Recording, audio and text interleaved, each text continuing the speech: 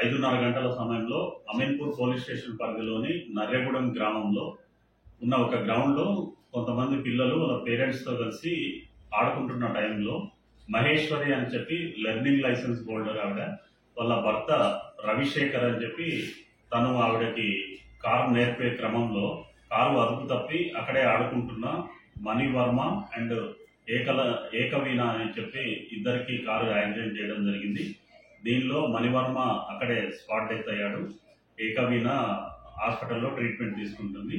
దీనికి వాళ్ళ దగ్గర నుంచి కంప్లైంట్ తీసుకొని 106 class 1 and 125 class A BNS sections కింద కేసు రిజిస్టర్ చేసి ఇన్వెస్టిగేషన్ చేస్తున్నారు. పాప కండిషన్ నార్మల్ ఉంది, ఇబ్బంది ఏం లేదు.